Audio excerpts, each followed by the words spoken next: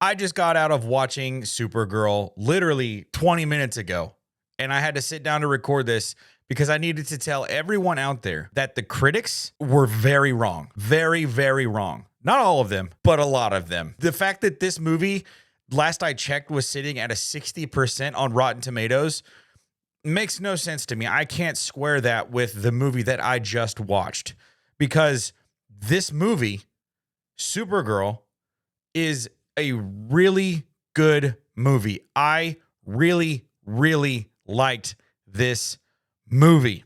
If you're new here, my name is Strez. I love talking about all things geek culture, and I react to trailers, I react to movies, I give my review of movies, all kinds of stuff like that. So if you wanted to support this channel, go ahead and click that like button right now, or you can wait till the end of the video once I give my overall rating for this movie. And click that subscribe button. I really would love that. It would be really great and an honorable thing for you to do. Like Ruthie would say, something very honorable, like it would be a part of your code. My initial reaction, obviously I'm going to get into, some of the pros, some of the cons, what I think might have been the best performance, the thing that really struck me, and then I'll also give my overall thoughts at the very end of the episode. First and foremost, I think a lot of people have been, they're very, very particular about the way that the movie looked. And as I was watching it, I was keeping that in mind because that was something that I read from a lot of people online about the color of the movie, how a lot of it was dull, how a lot of it was bland. And I thought for the most part, there was some pretty vibrant colors throughout the movie. Even on the final planet, where the final battle takes place, there will be spoilers in this video, guaranteed. I'll try to do my best to not spoil anything, but there will be spoilers, so just be warned. This is your spoiler warning. That last planet, when when the green sun comes up, that's a vibrant color. Obviously, when the yellow sun comes up, it's very much a warmer temperature, a warmer color temperature, and it gives more of that orange look, that orange warm feel to it. But I thought from start to finish, there was plenty of color in this movie. And I think that that's something that a lot of people were hoping for and kind of expecting in this one, because this really is a bit of a space adventure. Like if we're being completely honest, like this was quite a space adventure. She traveled to 4 planets if you include Earth, I think. Maybe there were 5. Well, there were 5 because we technically also got a glimpse of Krypton and Argo, which was really cool, by the way. And throughout the space adventure, there was plenty of colors, like the way that the planets looked, the way that the stars looked, the way that the suns looked in their various forms. I don't know. I thought that was something that I think people are being wildly picky over for some reason in this movie. But the color I thought was really good. It didn't feel flat to me at all. It actually felt almost as vibrant as Superman 2025 did. So, but because there's more of a darker tone to this movie, more of a grittier tone, more of a deeper tone to the movie overall, it kind of makes sense that it's not as vibrant and as playful and as colorful as Superman 2025 was, because I think that movie was more of like a hopeful tone, like a tone that kind of gives you a sense of hope, a sense of feel good. Like it was a movie that when I walked out of that theater, like I actually felt hope. This movie doesn't give that tone, and it's not a bad thing. This movie has a tone of a girl who had her teenage years taken away from her, her home planet destroyed. She watched it happen. She watched her parents die. She, and then had to go across the universe and try to make a home at this new place where she didn't even speak the language, and dealing with all of that trauma, all of that grief. It makes it for a more gritty tone. And so the moments where the color kind of lacks or lapses, I think it fits just fine because of the way that the movie is portraying itself, in a sense, if that makes any sense to you. But as far as that moment, the thing that stuck to me And I don't know if it's going to be received this way from everybody, because not everybody has had the same experience that I have had in my life. But a lot of people like to make jokes about oh my God, it was literally a John Wick movie. She was trying to save her dog, whatever. I can very much understand the feeling that Kara is feeling when she feels like she's about to lose crypto. I very much can feel that, because my dog, I have a Shih Tzu named Batman. He just turned 17 on May 1st. I am 32 years old. I have known Batman longer than I haven't known Batman in my life. So I very much could understand the feelings of anxiety, fear, anger, sadness, everything that she was feeling about potentially losing her dog. I very much could relate to that and understand that in a sense, because I have been thinking, my dog's 17. I have been thinking about the last days of his life for the last 2 years, because dogs don't live that long typically. And so that was kind of a thing that was really touching for me. And then another piece of this was something that I don't know if a lot of people experience, and it was a different understanding of this experience for me. But the moments when Kara is kind of experiencing those flashbacks and she's watching her mom get sick and die, and like attending her mom's funeral, I'm getting a little bit choked up just talking about it. It generally hit me so hard, because my wife just lost her mom in October. And sorry, it just did something in me where I was just like, I just watched my best friend, I just watched my wife lose her mom. And it was very familiar to see Kara losing her mom in that moment. That part just really hit me. I didn't think I was going to cry talking about that, but it was a thing that I just really loved about this movie, was some of those things. I need to gather myself. With some of those things, there was heart there. There really was. And obviously it's not going to hit everyone the same that way that it's hit me, right? It would hit my wife even harder, I feel like, in those scenes. But as someone who has kind of seen something that is kind of like that, seeing Kara lose her mother and having to be at her mother's funeral at an age where she very much understands what's going on, and at an age where she shouldn't be having to bury her mom yet, it made sense to me. I felt it. And I don't know that everyone's going to feel that, and that's totally fine. Like, obviously, like, it's a unique experience to be in like the shoes, in the situation of having lost your mother at a young age. And there are lots of people out there who have experienced it. It's just very fresh for myself and my family. And so that's why it hit me so hard. I did not expect to cry recording this. I apologize for that if that made anybody uncomfortable, but we'll move on to some of the other pros in this film. I thought the fight sequences were awesome. I thought they were very enjoyable. It was cool to watch. I just watched Superman yesterday just to kind of prepare for this movie. I do the same thing. Like, I binge watched season 2 of House of the Dragon. Yes, season 2 of House of the Dragon before I got a chance to, sit down and watch the season premiere of season 3 of House of the Dragon, which, by the way, I have reacted to that. If you want to go check that out after this video, you can definitely go check that out. But I like to do that. I binge watched Avatar: The Last Airbender, the first season, in preparation for the second season, which just came out today as well. I like to do those things. So I was watching Superman, and because his fighting style was so fresh in my mind, I could actually almost do a side-by-side comparison between the way that he fights and the way that Kara fights. And it's very different.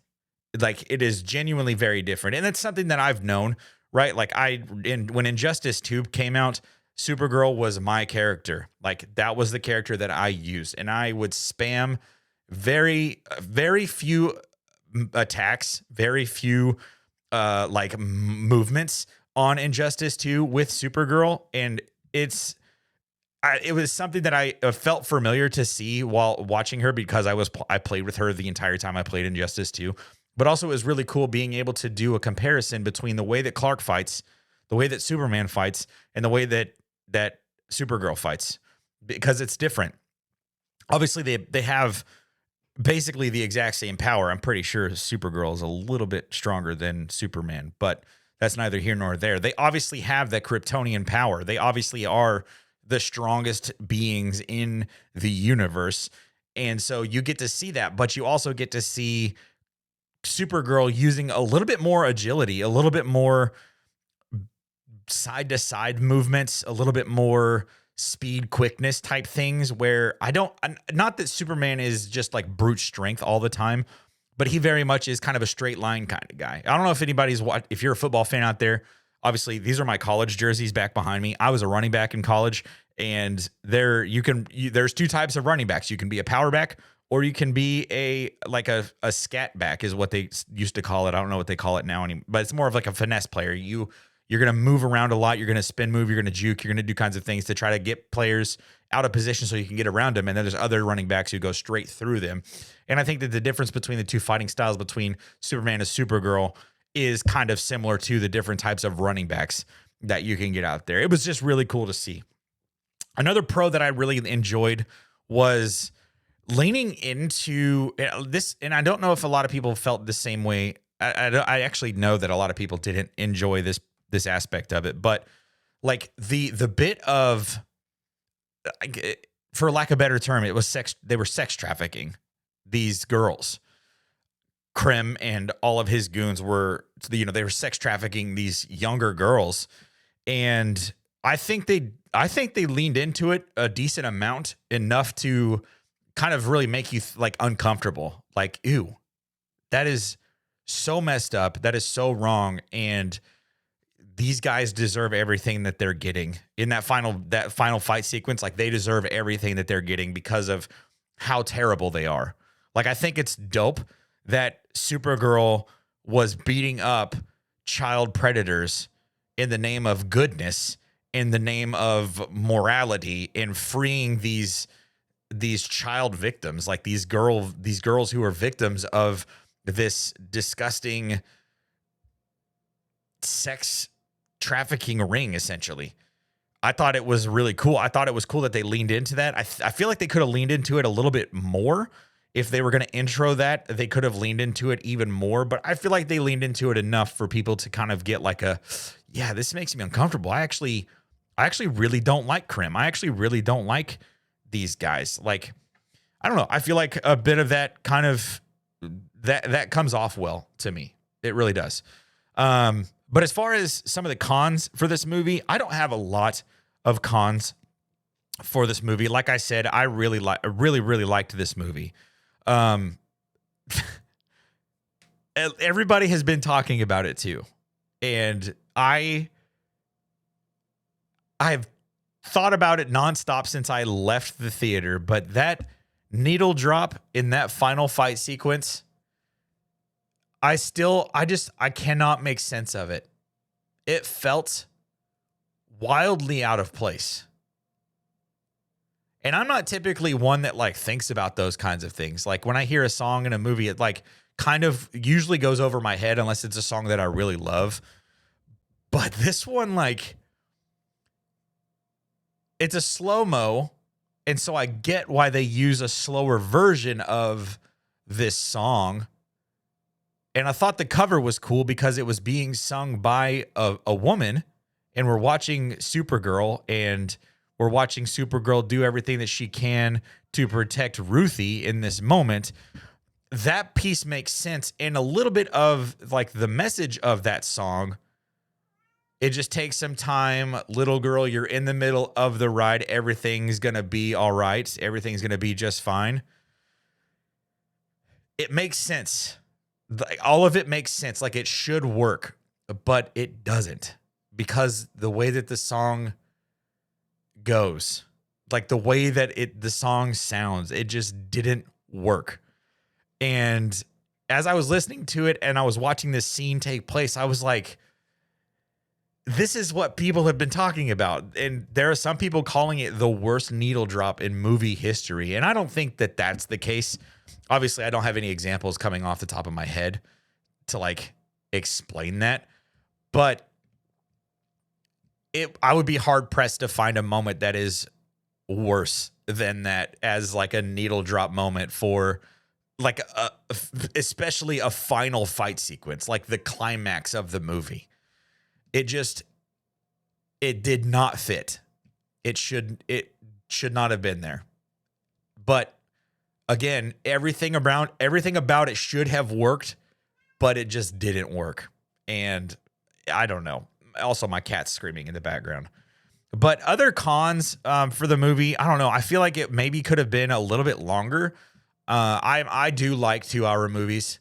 This movie was like an hour and 40 minutes, an hour and 45 minutes, something like that.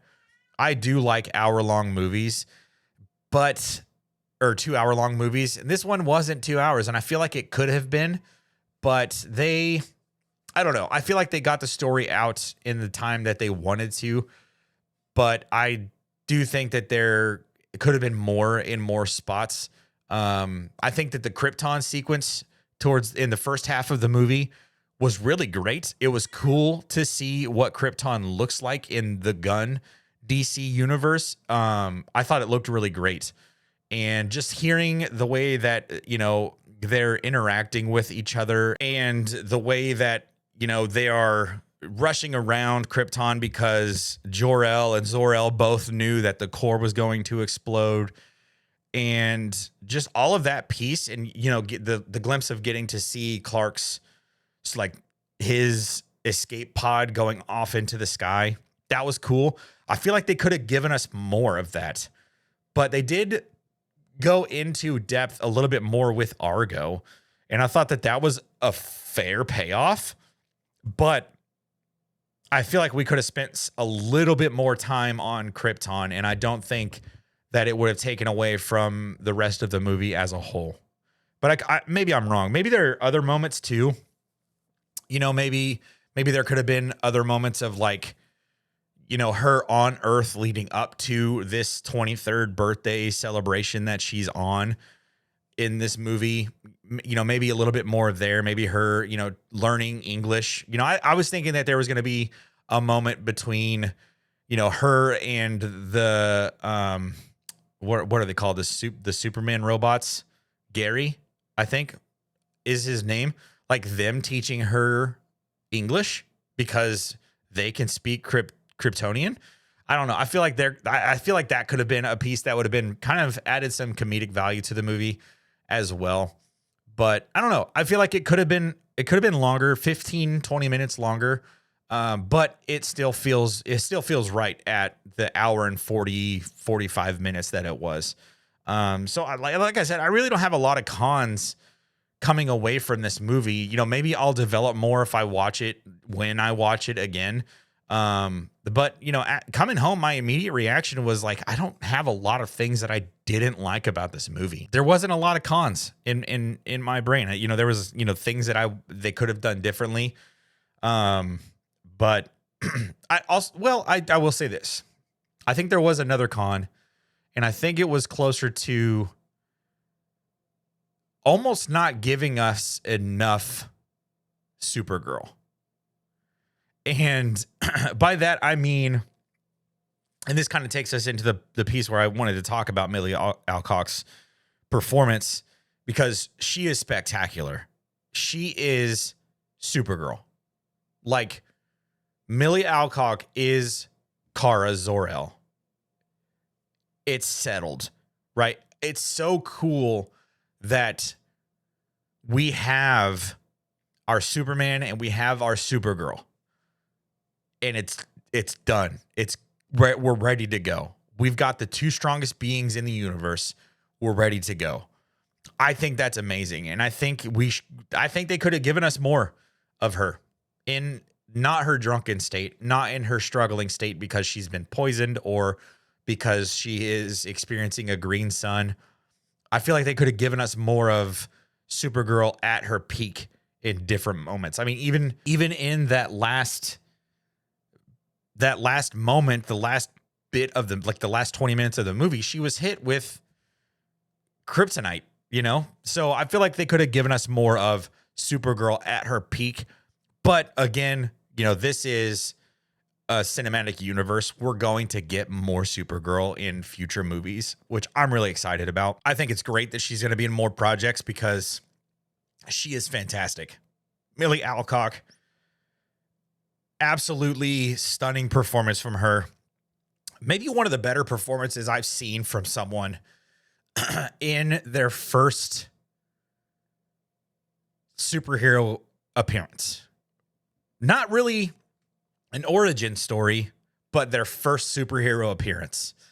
I think this was one of the better moments, right? You think about the times when you get the actor fitting the role so perfectly, right? When we got Robert Downey Jr. as Iron Man, it was everything. Like, it was perfect. When we got Chris Evans as Captain America, it was perfect, right? And I think that this is another one of those moments where it is perfect. The stars completely aligned, and Millie Alcock, I don't know how to pronounce it properly. Apologies for that, but it is the perfect casting. And I think they knocked it out of the park. I think the DCU has 2 home runs with their casting for the super family altogether. So that's basically everything that I think about the movie. So you're probably wondering what my overall rating for this movie was. I'm going to be honest with you guys. I was going into the final 20 minutes of this movie, I was thinking to myself, holy cow, this movie is an 8. This movie is a very strong 8. And then that needle drop happens. And I'm just like, I cannot give it an 8 just because of that one moment. Now, this movie is not perfect. This movie is not great either. But this movie is really good. And I think that this movie, to me, is going to land at a 7.95 out of 10 on the Stress meter, whatever we want to call it. It's going to hit at a 7.95 out of 10, which is the best score I've given to a movie so far this year. My Mandalorian and Grogu score, I think I gave that movie a 7.2. It was fun. It wasn't a good movie, so to speak, but I really enjoyed myself. I love being in the Star Wars universe more than anything. And then I gave Masters of the Universe, I think, a 7.7 or a 7.75 because I thought that movie was very good as well. But this movie is the best movie that I have watched specifically this year that is a new release. Not the best movie I've seen this year in general because I have finally watched Into the Spider-Verse. So that's the best movie I've seen this year. But the best new release that I've watched this year is by far Supergirl, which is probably not going to stay that way as we get to, the Spider-Mans and the Avengers Doomsday and obviously Dune 3, Dune Messiah. It'll come down, but I give this movie a 7.95. It could have been an 8, but I can't because of that needle drop. It was just, I can't look past it. I really can't. So yeah, let me know what you guys ranked this movie out of 10 in the comment section below. And like I said at the very beginning, please drop a like. I would really appreciate that. It helps us get this out to more people who enjoy watching these kinds of geek culture movies like Supergirl and Superman and Star Wars and all that kind of stuff. And click that subscribe button on the way out as well. I will catch you all in the next one. Enjoy your dinner.